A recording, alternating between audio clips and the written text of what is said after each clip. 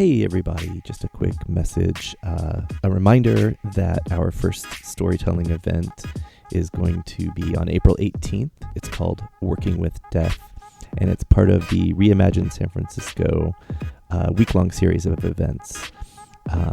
Ticket information will be available really soon, I promise. If you want more info, please go to our Facebook page and click on events. Thanks. Even though I love the anonymity of the city, I also love that you get to know your corner store and your bartender, and you get to build your community. It's kind of, you get to choose it a little bit more than if you're in a small town. That was Red Cross Disaster Program Specialist Allison Biddinger. I'm Jeff, and this is Storied San Francisco. Welcome to episode 23, part 2. In this podcast, Allison shares stories of her work with the Red Cross responding to residential fires in San Francisco and around the Bay Area. The fire that Allison mentions in the recording as having happened last weekend refers to the March 17th fire in North Beach. Here's Allison. I've gotten to know the city really well by being a nanny and a preschool teacher. So I worked at a Montessori school for a couple of years. And then when I came back from my epic trip to Sri Lanka,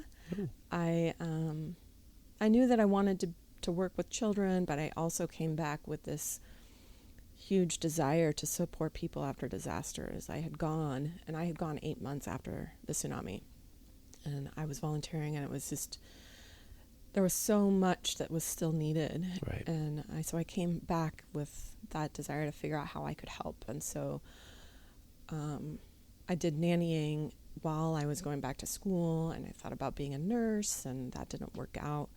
And then I think it was like my 30th birthday, I decided I needed to start volunteering with somebody in this disaster field so that I could figure out where I wanted to be in it.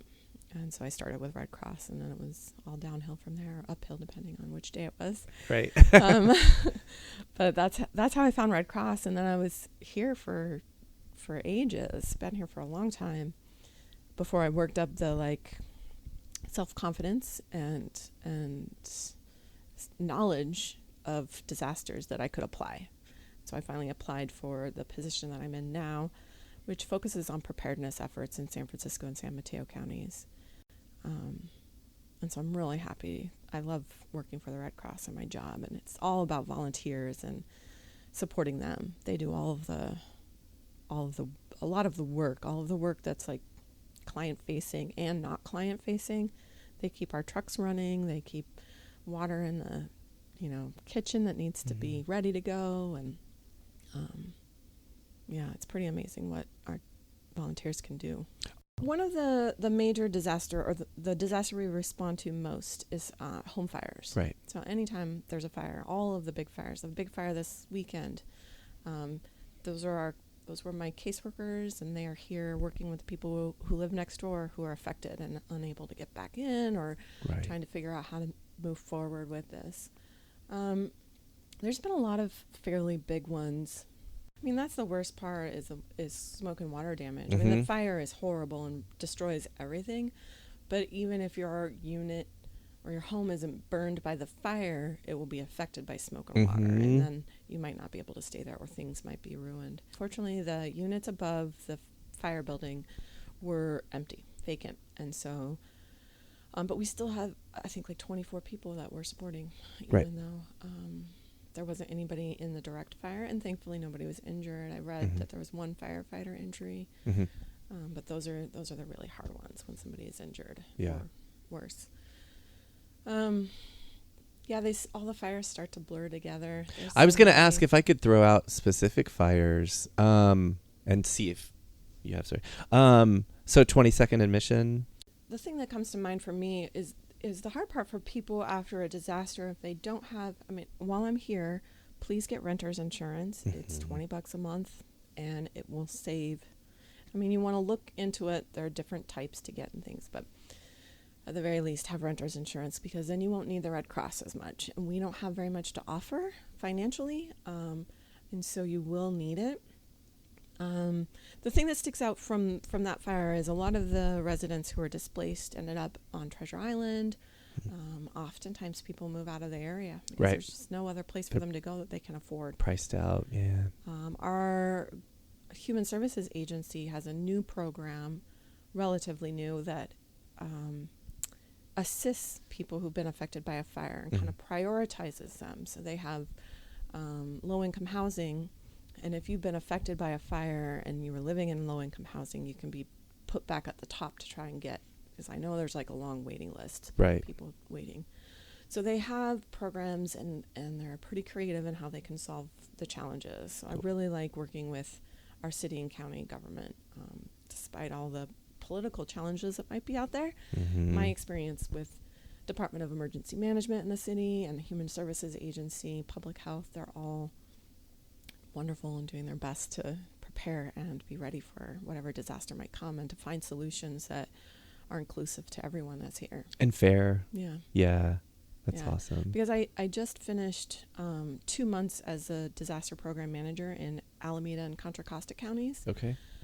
supporting those volunteers while they look to hire someone new. And it's kind of shocking how different cities and counties react to a fire or a disaster. In this county, in San Francisco, the Department of Emergency Management will call me early in the morning and be like, "Where's our report? We need to know what's happened." Wow. In other counties, they don't even call us, or they don't think to be concerned about it. So that's one thing I really value here in San Francisco, is we're really connected. We have their phone numbers, and they have ours, and so we work well together. And I think it makes it a lot better for many of the residents who need our assistance. In this next section, Allison is talking about the 2016 fire at Mission and 29th Streets.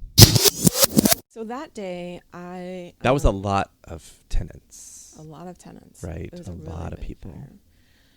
So I had just promoted, I think I promoted him as a team lead, or maybe a administrator of our team.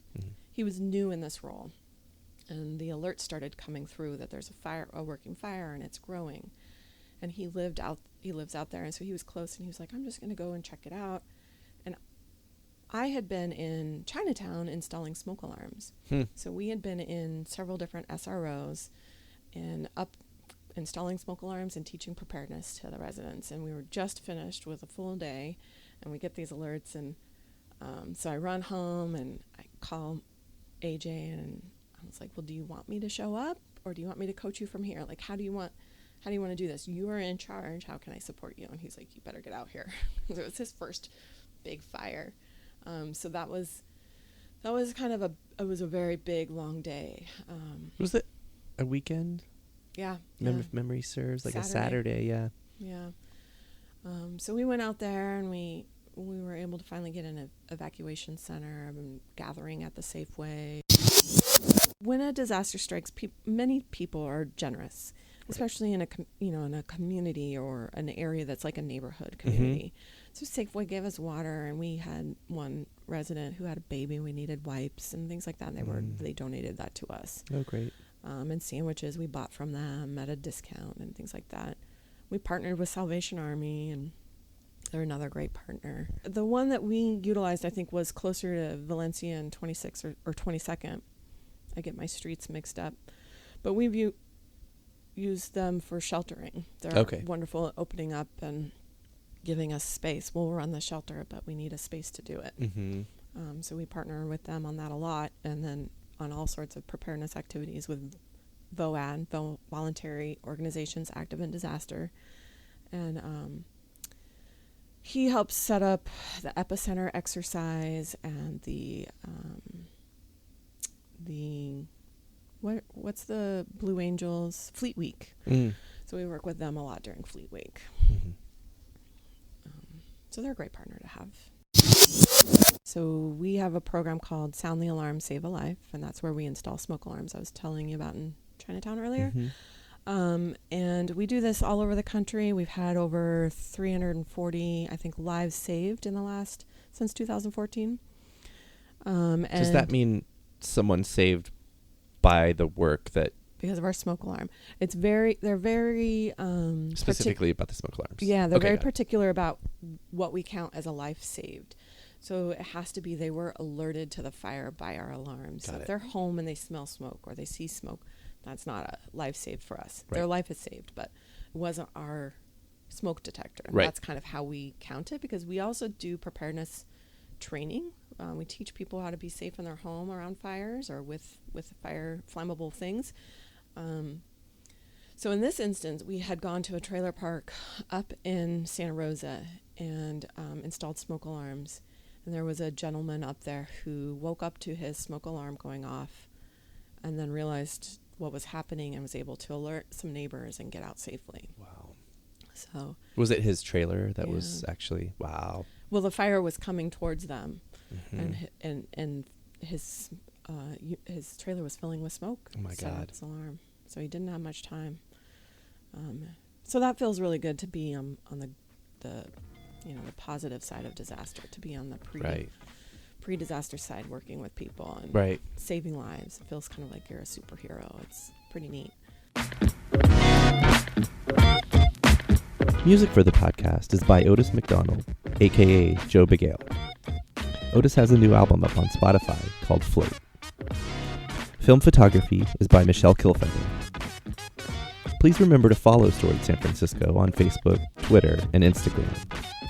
All the episodes and Michelle's photos of storytellers are up on the website, storiedsf.com.